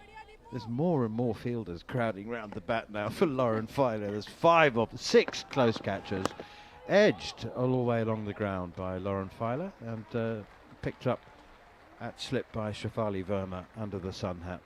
There's a good crowd in the grandstand. I tell you what, I came in from North London this morning on the Jubilee line, and it was just after 9:30, and there were several hundred already on the tube that I was on. And there's several thousand have come in now over the course of the morning to witness this victory. It's very exciting to see. I was just thinking that the close fielders to Lauren Filer reminded me of when I used to play table cricket with my dad. And so the version that we had, the fielders were little white plastic figures with a kind of hole in the front, so they would pouch the catch if you hit the ball at them. And I just remember just putting 3 close fielders on the leg side and 3 on the off side, and just bowling, and Dad was all out for 3 or something, and he said he then changed the rules and said that we were going to have some fielding regulations put in, so it wasn't very fair, but obviously in a real test situation nobody's So going to you do just that. had 8 fielders in a row on the offside, did you? All in the ring. Exactly. Right, Sri Charani, left arm spin continues. That's short, and it's pulled away by Eccleston for another boundary. Well, she moves up to 39, improving her test career best all the time. And I suspect now that she might just be thinking, I could get 50 here. Do you think she's seen what's for lunch and she's hoping they can hang around until then? Well, the good news is that the catering staff, I did take the opportunity to check. They did say that that lunch would be served no matter what. Beautiful. Start of play. Here's Chirani in again, short and cut away by Eccleston, who's very cross that she's hit it straight to the fielder, Kranti Gord, at extra cover. That was a scoring opportunity. It's short and wide, and she's hit it in front of square rather than through the vacant point region. It's not entirely vacant because, interestingly, Sue Redfern is umpiring at cover point. That's because of the sun. Rather look at the batter with the sun behind you rather than into the sun. That's a low full toss, and Nicholson drives it out to Kranti Gord at extra cover, and there was some confusion about whether they would take a single or not, and Nicholson started and then stopped and stuttered after about 3 paces and then went through for the single. It's only the second ball of the over, so it's the third ball of the over, I beg pardon. That's why there was confusion. Lauren Filer says, "I'll be fine." Or will she? No. I think you're right. Eccleston tying up that 50. She doesn't want Lauren Filer on strike because she thinks that that's going to lessen her chances. Here's Sri Charani again, and Lauren Filer goes forward, then back, and seems a little confused. What's that interesting stat you've got there, Georgie? So, our wonderful statistician Gary has sent through that Sophie Eccleston's highest scores in cricket, well, her highest ever score was an unbeaten 47 for the Sydney Sixers against the Brisbane Heat in the WBBL, and then her second highest is the 40 not out today. 47 for Sydney Sixers. What number does she bat for them? 8? 7, 8? Yeah. She also doesn't play for them anymore, so this is a few years ago. She's at the Adelaide Strikers last season. 2 slips, silly mid off, and a short leg as Sri Charani is in. Much quicker one. Oh, she's really fired that one in. That had some zip on it. And Lauren Filer decides that that's far too good for her and just basically ignores it. I'd like to say that she left it alone, but she just feigned a complete disinterest and let it fizz past into the gloves of Yastika Bhatia. We've got 3 slips now. 3 slips, a silly mid-off and a short leg as Charani is in again, and Filer forward, pushing that one straight back to the bowler, and there's no run. The over comes to an end. Eccleston will have a chance to improve her Test match career best. She'll face the next over. She's on 40. Does Lauren Filer have a legitimate reason for being terrible at batting? No. Because sometimes, you know... Sorry, I didn't know what to say. It can be... she's got really bad eyes, or you know, that she was hit by a bouncer in her youth. I mean, as far as I'm aware, the only legitimate reason she could possibly have is that up until 2022, she worked for are we allowed to say supermarket brand names on air? I think so. Are there so. any rules around that? It's where you would go to buy your best clothes. She worked for Tesco's. And so it's kind of... Here's Deepti Sharma. That one is defended by Eccleston. No run. You're not seeing the obvious connection between that. The point that I was trying to make was, in terms of the structures in women's domestic cricket, she won't have had a lot of time at the crease. She hasn't got a load of kind of professional matches behind her where she's had to bat a lot. So you're saying that she's lacking net time? Exactly. Right. Okay, here's Deepti Sharma in again. Eccleston chops this one away past Shafali Verma at second slip, and it's running her down towards the third boundary, and it's not going to get there. It's stopped 2 yards short of the boundary. Harmanpreet Kaur is chasing it with the enthusiasm of a woman with, I don't know, 3 broken toes. She's hobbling after the ball and eventually picks it up, because it's inconsequential how many runs they run. You can have as many as you like. Sophie Eccleston has decided to take a couple. I actually think that Harmanpreet should have just left that and walked over to it Actually, really they casually. ran 4. And well, don't see that very often. But I mean, just let them run 7. Let them tire themselves out. It doesn't matter, does it? Here's Deepti Sharma again, and Eccleston drives, doesn't time it, no run. Trying to look for more records, the most all-run runs. I wonder if such a thing exists. I wonder whether there is any recorded example of more than 4 being run. But there's an all-run 4 for Sophie Eccleston, and frankly, they could have run 5. Because Harmanpreet Kaur was just trotting after it to pick it up. There's a sweep shot and appeal for leg before wicket. Up goes the finger. And if it's reviewed, or if it's not reviewed, it is going to be reviewed, but if it is upheld, then Eccleston will be dismissed, LBW for 44, and India will have won this test match by 280 runs. Check the feet, it's a fair delivery. The voice you can hear again is that of James Middlebrook. Eccleston has reviewed it on the basis that we have one in the bank, and why not? But I suspect that it'll be upheld, and Deepti Sharma could finish here with figures of 3 for 37, grabbing all of the last 3 wickets to fall. Well, I tell you, it looks very, very straight indeed. Was there a little bottom edge? No. Possibly. There may have been a little bottom edge. Eccleston didn't review it immediately with the sense of purpose of somebody who knows that she's hit the ball. Edge.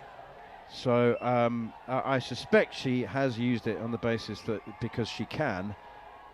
176 for 9 at the moment. England could be bowled out for 176 to add to their first innings total of 170. So a certain amount of symmetry there. India, of course, 285 and 341 for 7. They've outbatted England, they've outbowled England, and they might just be about to record victory by 280 runs. Okay, let's be honest. There is a sense of sort of anticlimax. Yeah. We should be in joyous, rapturous, celebratory mode at the moment. Flat line, flat line. Okay, she hasn't hit it. Flat line, flat line. And it's been given out, and I suspect that it would be upheld. Just wait for the sound, the familiar sound. It's back there. Oh. Can we go back to Sue on field, please? She has hit it. The faintest of scratches on the bottom edge of the bat. Well, I tell you what. Is this the game changer? I love your sensible optimism, Georgie. It's wonderful. It could, though, pave the way for her to get the 6 more runs that she would require to get a maiden Test half-century. And well-deserved it would be. Oh, dear me. Yes. That was the tiniest edge, really, wasn't it? I mean, couldn't James Middlebrook just have looked past that and put it down to an insect? Squinted a bit. Yeah, just, you know. Oh, well, there was a tiny edge. It was just a murmur. That's just slapped away over the top of mid-on for 4 by Sophie Eccleston. Good hit, that. It's an excellent hit. And this is her career best in any form of cricket. 48. Okay, Sophie, you deserve a 50. Come on. Get there. She's 48 not out. And England are 180 for 9. Yeah, beautiful looking shot. The last 4, she had to do all the running. This time, just dispatches it over mid-on. Great balance. She uses that bottom hand a lot, does Sophie Eccleston. She's very powerful. And now her highest ever score in a professional cricket match, instead of in a T20 where she was batting at 7. Lauren Filer and Sophie Eccleston have just had a long conversation. Did you see that? Do not get out. Yeah. Like, Lauren, you look at the scoreboard. Can you see what I'm on? I know that batting isn't your thing, but I'd be really grateful if you could just not get out until I've got another couple of runs. Sri Charani with a left arm spin from the nursery end continues, and that is left alone. Nicely done. Well done. Sophie Eccleston at the moment is 48 not out. Lauren Filer yet to score, and India on the verge of victory on an hour and 20 minutes into the 4th morning, as Lauren Filer is forward again. Pops this one out towards mid-wicket where Harmanpreet Kaur fields. You were saying, Raf, England's next Test match is in April next year in the Caribbean. Yep. Full and wide outside the off stump, left alone by Lauren Filer. It's a long time, isn't it? It is a long time, and there's also genuinely a possibility that it won't even go ahead, because West Indies were scheduled to have a test against Australia earlier this year, also in the Caribbean, and it was cancelled due to finances, or lack of finances, as I understand it. So there is a concern that this one will get canned as well. Full and wide outside the off stump, and again left alone by Lauren Filer. That's desperately disappointing, isn't it? I mean, the West Indies Cricket Board have been under financial constraints for decades, but that is, I mean, for a test match that's been scheduled, is on the calendar, to be cancelled because of a lack of finance is desperately disappointing. Forward comes Lauren Filer to the next one. No run. It is really disappointing, especially because West Indies haven't played a women's test in a couple of decades. So I think we were all quite excited about the fact that they actually had a couple scheduled on the Women's Future Tours programme that was put out by the ICC a couple of years ago. And I was quite excited about the possibility of a test match in Barbados next April, honestly. Full and straight, targeting the stumps. Nicely done by Lauren Filer. Well, she's doing her bit. She's holding up her end while Sophie Eccleston is on 48. It was scheduled for Barbados? That was the most likely location, as I understand it. They haven't officially announced a venue, but I think that was possibly where the one against Australia was going to be. Anyway, academic, because it didn't take place. And the thing is that the one against Australia was literally binned off a couple of weeks before it was due to happen, so it may well be that we don't know when England's next test is until next April. Strangely, Georgie Heath's ears are not apparently pricking up at the prospect of a test match in Barbados. I thought maybe you knew. Did you? Are you down for that? Put me down for it. Get me on that plane. I will ride in the cargo. Well, very happily go and be sent to Barbados for talkSPORT. That was an okay from John Norman behind us. That's driven by Eccleston down towards long off, and she's taken the single first ball. I'm not sure that was that in the plan. She trusts Lauren Filer. All those hours spent checking out bananas and whatever in the supermarket, she's got the patience. What was she doing in Tesco's? Other supermarket brands are available, by the way. But she... Do you know what? Stacking shelves? I've never thought to ask her that. I should. If we get her in the press conference later, very unlikely, I will ask her about her time in Tesco's. Outside the off stump again and left alone. Maybe she was one of those people that has to come and approve your purchase of a bottle of wine. They're the only staff in Tesco's. You get ID for anything these days. You still get ID, Manners. That's lovely. They just have to approve the sale, don't they? Here's Deepti Sharma again. It's Sneh Rana. Sneh Rana's back into the attack now. They've decided that she deserves another go. Deepti Sharma has done her bit. Yeah, well, it would be nice to think that people ask me for ID, but they just need to come along and improve it. You know, maybe they're just going, oh, I'm just going to check that is the Neil Manthorp. Sneh Rana in! Push to short leg, caught by Jemmy Rodrigues. Much excitement, but only off the pad. Whew. Lauren Filer knew that she was perfectly safe and backs away, looking very, very innocent. Like, it wasn't me, I didn't touch it. And she dropped it anyway. Oh, did she? Oh, well, it's Jemmy Rodrigues under the helmet. So there's 5 close catches. Silly mid-off, short leg slip now, orthodox slip, and a gully. Here's Sneh Rana in once more, and that one turns and bounces, and well, they're asking the question. They're appealing for absolutely everything now. It's been dropped by Yastika Bhatia, so I don't know what they could possibly be appealing for. Yastika drops it. It's not caught at slip by skipper Harmanpreet, and now they're still asking the question. And Sue Redfern looks a little nonplussed, and she's saying, what are you asking for? Anyway, she said, okay, fine. Let's hand it over to the third umpire. Sue Redfern turns, makes the umpire's review signal. I don't know what they're checking here. You know what, it would just be so fitting if this was the most bizarre review that none of us really knew what it was. And after India's horrendous reviewing through the whole test, this turned out right. It's an umpire's review, though, isn't it? So LBW not playing a shot? No, Harmanpreet, you couldn't see it very well because she was sort of on the ground. But Harmanpreet made the T signal, so it's a India reviewing for leg before. For leg before. No bat involved. Well, sure I assume so because the keeper dropped it. So. Yeah, exactly. Okay. Well, there's no shot being offered by Lauren Filer, and she's a long way outside the off stump. That doesn't matter about the impact, of course, because he's not playing a shot. But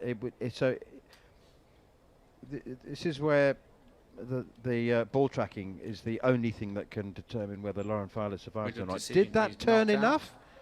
Did it straighten? Outside off, impact outside. Grip back towards the stumps. Missing wickets. Go back Missing. to on field, please. That's good batting from Lauren Feiler. A wee bit risky with the off spinner turning the ball as much as Snehrana is in back towards the stumps. You don't necessarily want to be offering no shot, but Sue Redfern got it absolutely right in real time. I just want to say I really admire England for finding a way to actually add a little bit of jeopardy to this morning's play. We want to know whether Eccleston is going to get 50. Snehrana in again. Lauren Feiler pushes that one away defensively off the bat, and it's very well fielded by Richa Ghosh, who's in extremely close at silly mid-off, and she tried to get a hand underneath the ball to take an exceptional catch. She's already taken a couple of very good ones. One just barely believable at silly mid-off that was smashed off the middle of the bat by Maddie Villiers straight into her hands. 181 for 9.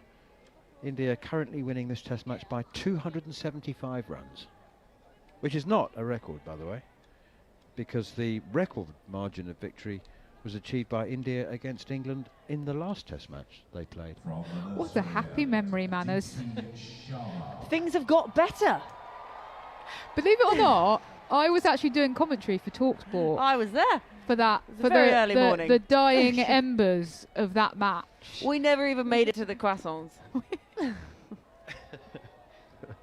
Deepti Sharma is back into the attack, and Eccleston has her 50, knocks it away through the offside, fielded by Sri Charani, but Eccleston has her maiden 50 in any form of cricket, and do you know what?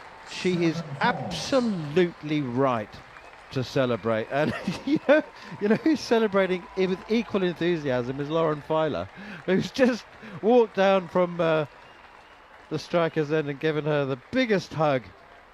That is really meaningful. I don't know how many 50s you two scored in your playing careers, but I didn't have many, but I remember the first one. And this is in a test match at Lord's, and she's made an unbeaten 50. She should get half her name on the honours board. Pushed away. Sophie Eck. Or maybe just like the top bit. So the top of the letters, or the bottom of the letters, and you have to guess whose name. Just Eccles. She is known very widely as Eccles, or Ecky, by some members of the team. Well, it's a very, very worthy achievement, getting there off just 61 balls as well. Sophie Eccleston, 50 not out. Lauren Feiler is on strike as Deepti Sharma is into her and beats her outside the off stump with one that slides on past the outside edge. Deepti Sharma 2 for 32 currently. England 182 for 9. It is it's a special achievement, and you know it'll stand Sophie Eccleston in good stead. That's right up in the block hole from Deepti Sharma. I would imagine that she'd been quite frustrated, you know, not having scored a 50 in any format.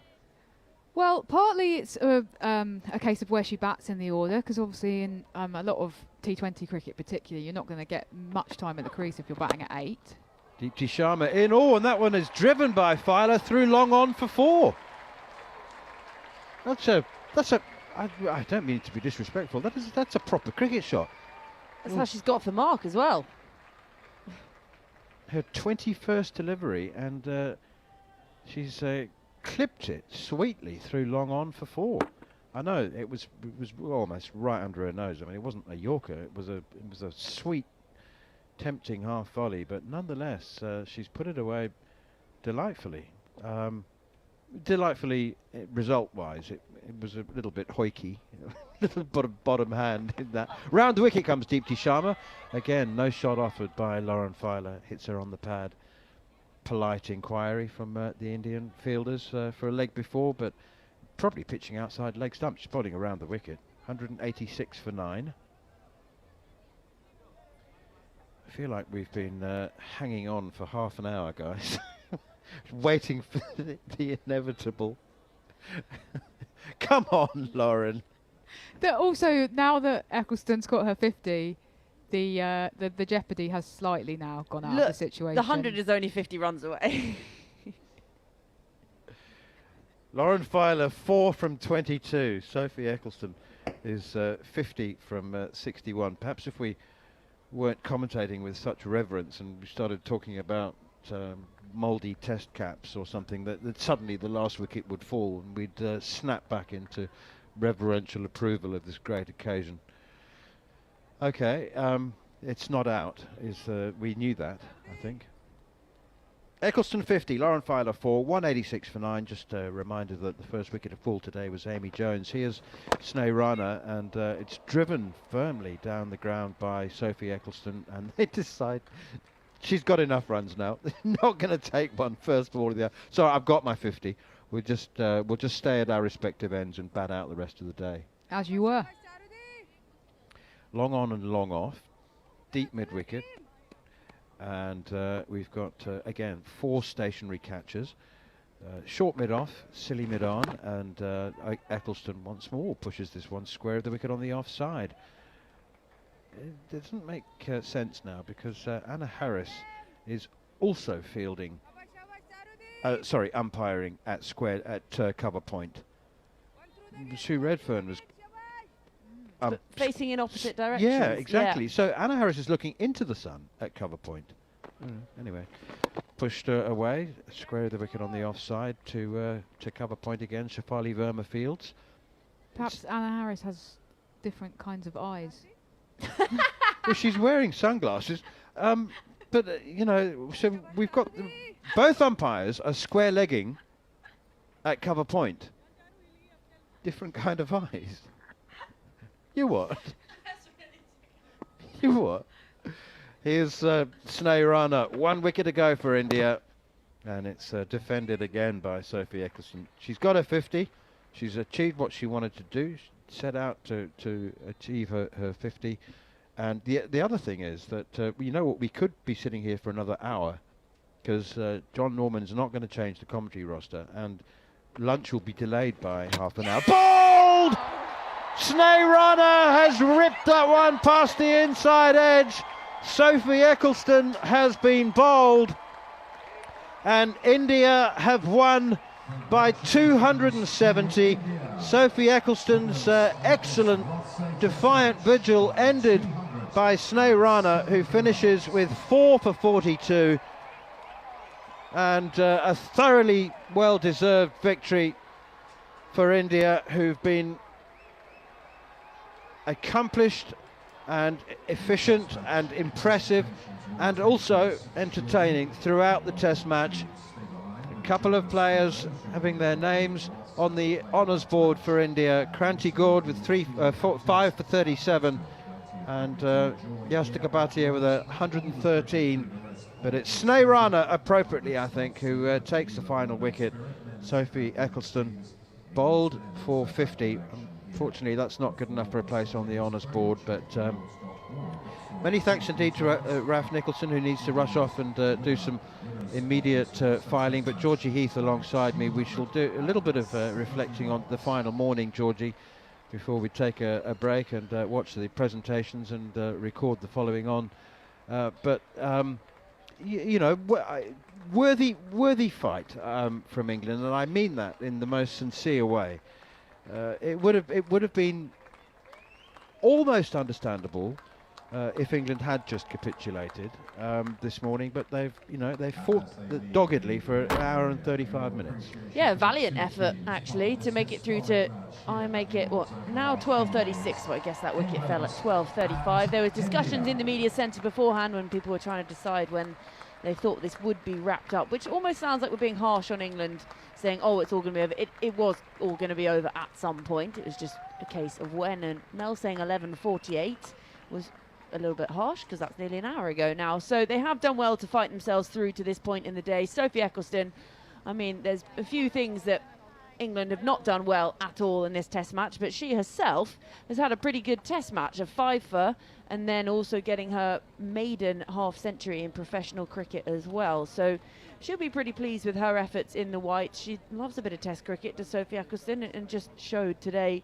with the bat as well. She was valiant through to the end, and actually kudos to Lauren Filer at the other end, who stuck it out, helped Ecclestone stay out there until reaching that 50, but it did also seem like it was all just going to come very quickly after that. So England all out for 186.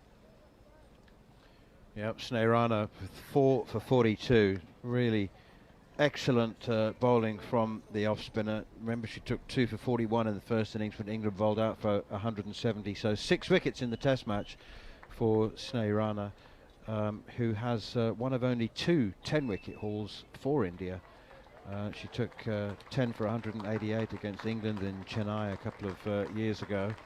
Julan Goswami, the first and only other Indian player to have taken 10 in the match. But I love this about Test cricket. I always mention it at the end of the game when the entire squads and support staff from both teams line up to congratulate each other, and there are plenty of hugs, and you know, again, it's just a feature, particularly of women's cricket, that there is so much more of a sense of camaraderie. Yeah, and especially the sense of occasion today. 2 of England's greats, Tammy Beaumont and Heather Knight, that is the end of their international careers. Now, we knew it was going to come in this test match. It was just when and what might be the result leading into it. So not the fairy tale they would have hoped for, but that is the end of their careers, and glittering ones they are too. And we're just seeing all of the Indian players heading off as they head off the field, shaking hands with Sachin Tendulkar on the way as well. So not a bad day for them. And then also Sue Redfern and Anna Harris too.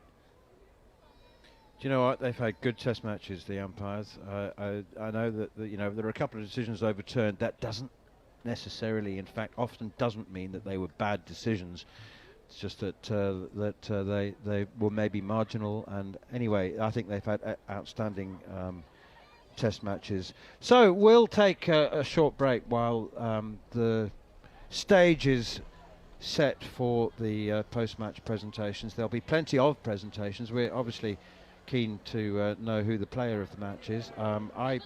Would you give it to the Centurion or Kranti Gord for her 5 for 37? Yastika Bhatia 113, Kranti Gord 5 for 37, or Snehrana? Ooh, no, I often tilt towards the bowlers for me too. Player of the match. So I think Kranti Gord, the way she set things up in the beginning, she wasn't the name you would have thought would be the one to be the first name on that honours board, and she just bowled so well. And then when she came out to bowl in the second innings as well, getting a wicket with her very first ball too. So I think she's had a great test match. 7 for 91. Yeah. Match figures. Yeah, I'm giving it to her.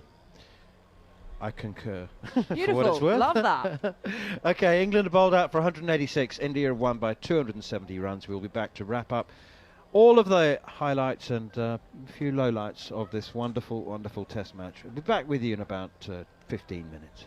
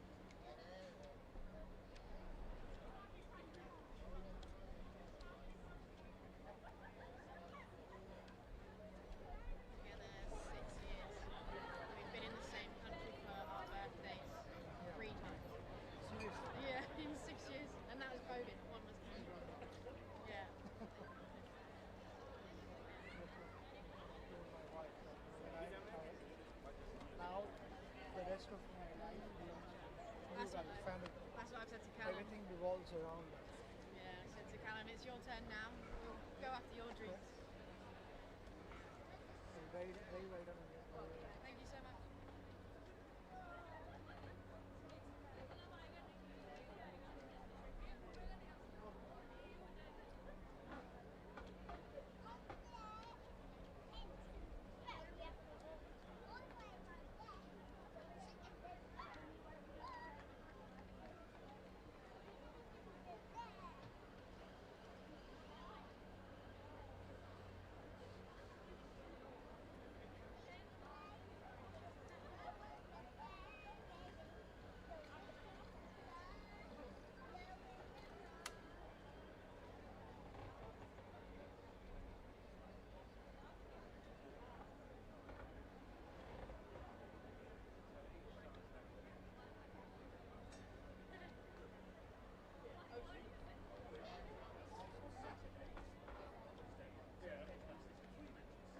The women. Is it the women's or the men? 2 matches. Yeah. Yeah, there should be like a late and early kick.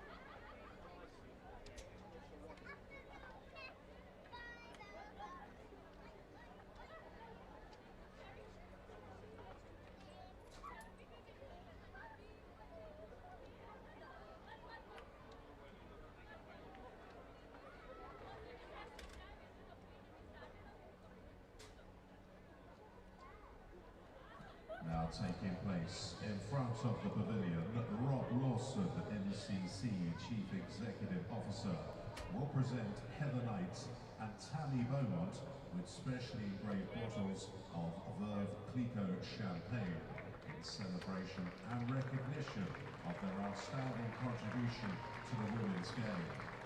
MCC wish both Heather and Tammy every success in their future endeavours and look forward to welcoming them back to Lords. Please join us in congratulating them on their incredible careers, Tammy Beaumont and Heather Knight.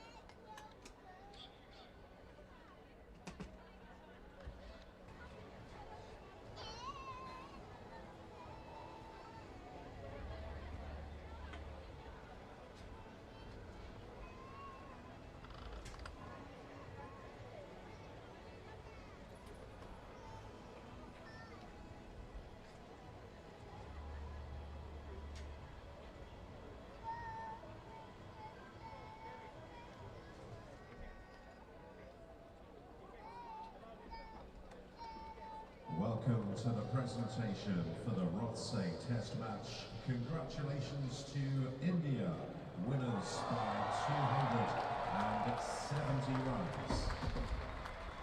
The presentations will be made by Pratik Sharma, Chief Investment Officer for Rothsay. The interviews will be conducted by Sky Sports' Charles Dagnall. Our thanks to the Lord's ground staff, scorers Jane Huff and Vanessa Holliday, and the match officials, umpires Sue Redfern, Anna Harris, James Middlebrook, Gabby Brown, and match referee Helen Pack. The Rothsay player of the match has been selected by the Sky Sports commentary team and receives a Rothsay medal and a Magnum Chapel Down English sparkling wine. Mentions for Smriti Mandana, who scored 153 runs in the match. Yastika Bhatia for a superb 113 in India's second innings. Sophie Eccleston, who took 8 wickets in the match and became England women's all-time leading wicket taker across all formats. She also scored 50 in England's second innings. But for figures of 5 for 37 in England's first innings and a total haul of 7 wickets overall, the Rothsay player of the match is India's Kranti Gaud.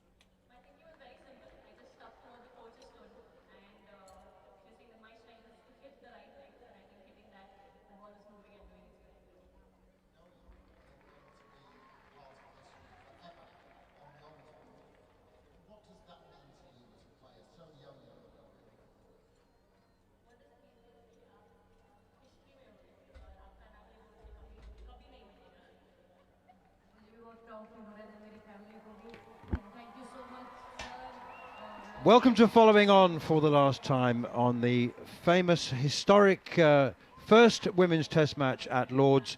India have won by 270 runs, the 4th highest margin of victory in women's test history. England bowled out on the final morning for 186 despite a defiant maiden half century from Sophie Eccleston, but an all-round excellent bowling performance from India, with Kranti Gaud adding 2 for 54 to her 5 for 37 in the first innings for match figures of 7 for 91. But in the end, it was Maddie Villiers caught by Richa Ghosh on the final evening, or the third evening, which sealed the fate for England as they went down to 186. Alongside me, Georgie Heath and Jarrod Kimber, to reflect on what has been a memorable occasion. Historic, it's the last time I use that word, but it has been, and suitably, I think, presented by the MCC and by Lords. Georgie, let's start with you. India have been absolutely outstanding. Kranti Gaud is player of the match for her match haul of 7 for 91 and becoming the first player onto the Lord's Honours board, although Yastika Bhatia was followed her a day later with 113. India have been superb. England have been disappointing. Tammy Beaumont and Heather Knight bowing out in defeat by 270 runs. So there is what happened on the field, but off it. Outstanding performance by the hosts. Not outstanding by the hosts on the field.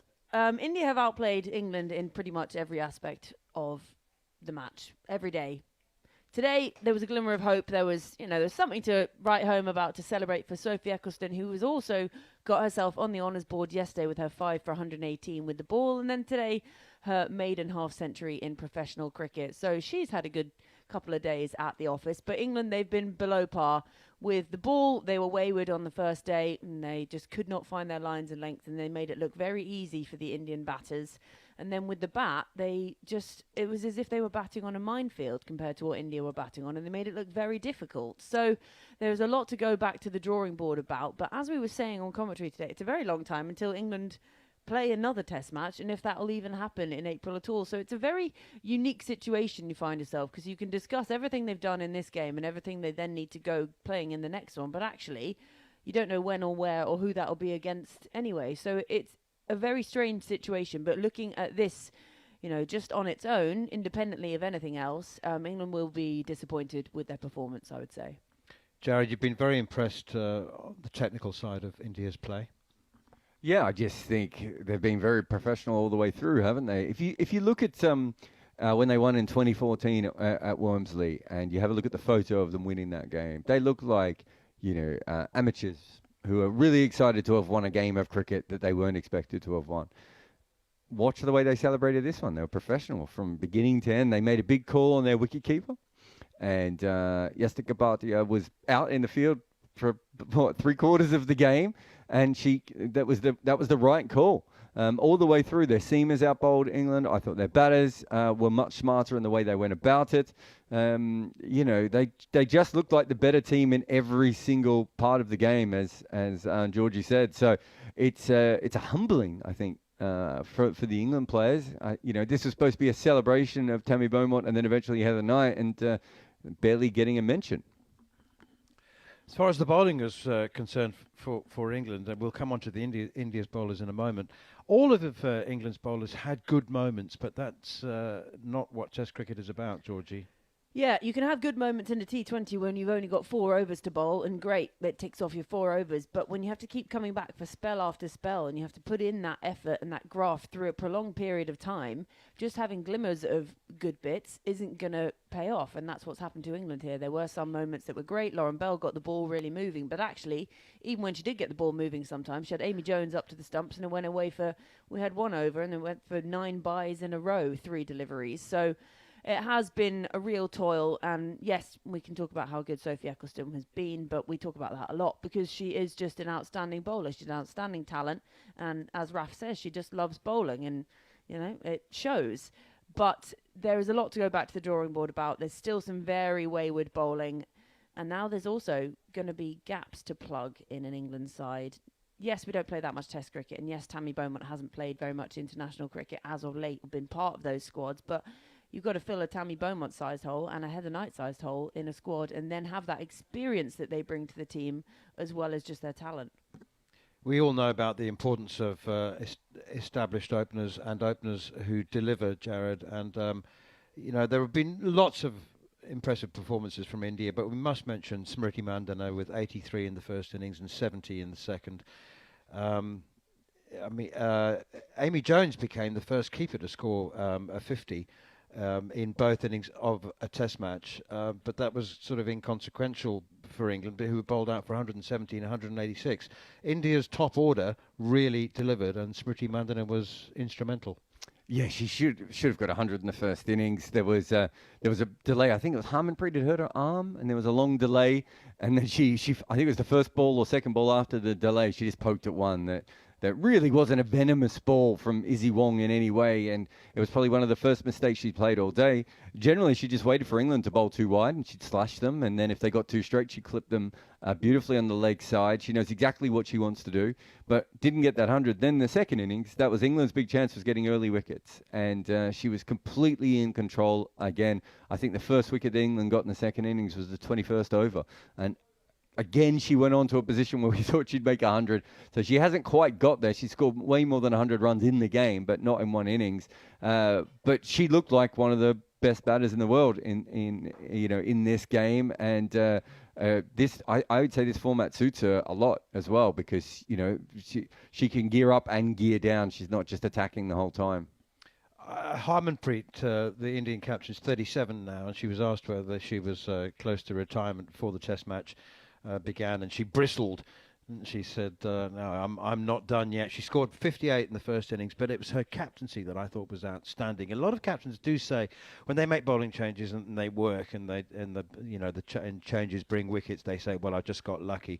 But I thought her captaincy was really noticeably outstanding.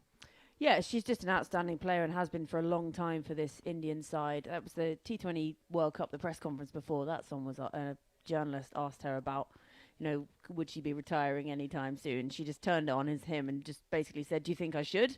I keep getting asked this, and well, she's just proved that she doesn't need to. And when you've got a leader like that, and they've got a few youngsters coming through in this side as well, Indian women's cricket is really developing at a rapid rate.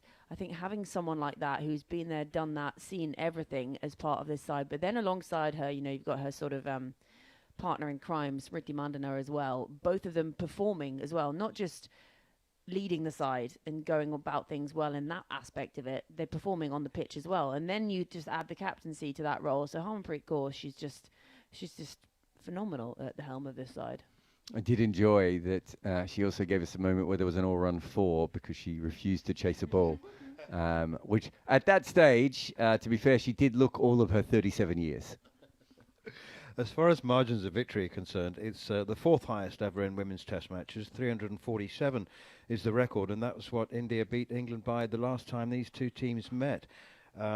309, Sri Lanka beat Pakistan a couple of years ago, and the third highest margin of victory by runs, 286, which England beat South Africa by in Bloemfontein a couple of years ago. But records in women's test cricket, Jarrod, we've been saying throughout the course of the 4 days, very difficult to quantify because there is so little test cricket played. Do you think this has been a sufficiently compelling advertisement for more women's test cricket?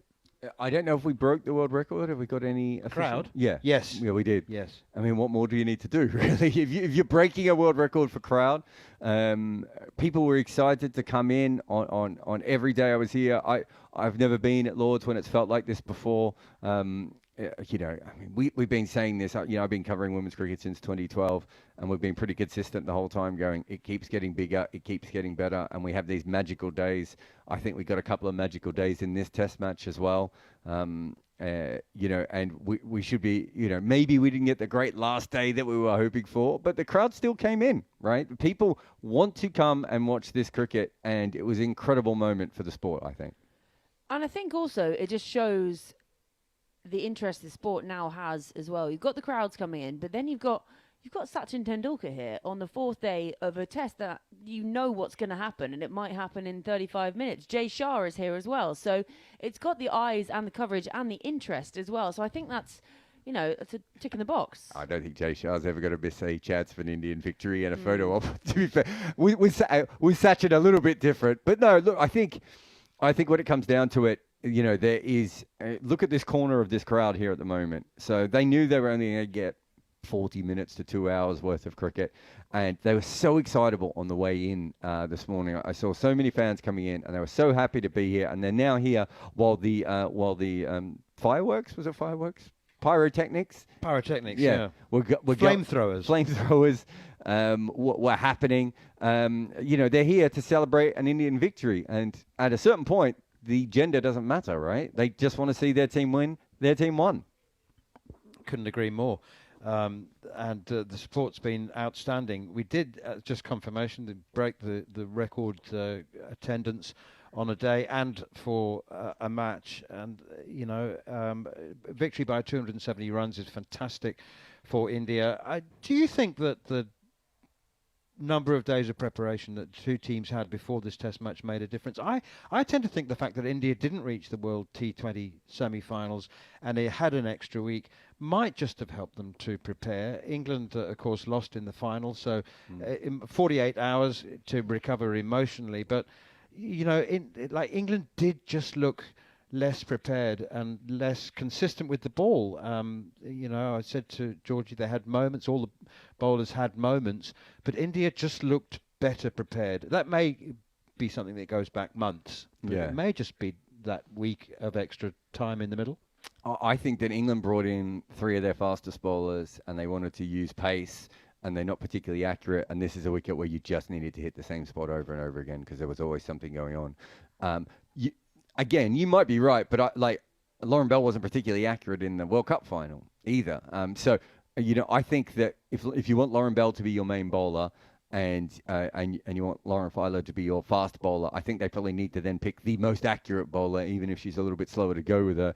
And unfortunately on this wicket, the other team picked 2 incredibly accurate seam bowlers and then had all the spinners to back them up as well. Now, some of that might be practice manners. I don't want to say that you're incorrect there, but when it comes down to it, I don't know if an extra 5 days practice is going to help with the fact that women don't play test matches or multi-day cricket all that much. I should have asked you, Georgie. You've been campaigning for more women's Test cricket for as long as I've known you. I should have asked you whether you think it's likely to happen now, and whether this was a sufficient celebration and advertisement for more women's Test cricket. I mean, I would always like to see more women's cricket, and given the plaudits it deserves. I think what cricket needs to be careful of is not doing the same with the women's schedule and the women's calendar as they've done with the men's. Because they can't mess it up as much as the men's. That's the thing. You never know. You just never know. That's the problem. And it can get so congested that there's just so much cricket all happening on top of each other that players then can't play in that because they've been doing that, or they're tired from this, or they're having to be rested from this. There were already England players who were rested ahead of this because they've been in the World Cup, which was just last week, and this is one test match. When's the next one going to be? So I want them to be very wary of that, to make it good quality, but enough of it. And yes, that's a hard balance to find, and I'm very glad I don't have to. I think that women's cricket was run by women for a long time. It came under the ICC umbrella. I think it should go back to women running cricket, and I think we should look at all the problems that we've had. All of cricket go to women running it, yeah? I mean, I would probably do that, but I'm not sure I'd be able to push that with the men all that much. But I think what they need to do is look very hard at the fact that we know that the men's calendar is absolute nonsense. So why would the women's calendar be anything like this? We can get a lot more women be professional cricketers if we celebrate leagues around the world. And then we can play test matches and we can have World Cups. I think that's the best way for women's cricket to get better as a whole. I don't think we need to go down the bilateral route for women's cricket as much. And that's the way I'd be looking at doing these things. And then allowing us to have these festivals of I feel like this is a one test festival, Manners. The one thing I would say is that the rarity and the scarcity of women's Test cricket does help people to appreciate it. There have been times when there's too much Test cricket without context and meaning in the men's game, and you wouldn't want to have anything like that kind of situation developing in the women's game. There's not enough, though. One-off test matches once a year is not enough to sustain interest and the passion. No, not at all. And then every time they come back around, we all just go off and say, I mean, I'm guilty of doing it too. Oh, but they don't play that much test cricket. Oh, and here we are again. And then we also have to dig back through and be like, well, she last played a test match, X amount of months ago when this was happening. And you're a very different player that many years apart in a format that you don't play very often. And what I would really like is us to stop having to refer to things as historic and it just be normal. So that's it from Lords. The first ever women's test match has been won by India by 270 runs. 3 players have had their names recorded on the honours board for all time, with 5 for 37. Kranti Gaur, a brilliant performance with the new ball, and Yastika Bhatia making a century, 113. Sophie Eccleston for England with 5 for 118 in 33.5 overs. 3 players that hopefully will be followed by many others, and hopefully there will be many more women's test matches at the home of cricket. I hope you've enjoyed our coverage on talkSPORT. It's been a great pleasure bringing you ball-by-ball commentary over the last 3 and a bit days, and we hope to do it sooner than 142 years.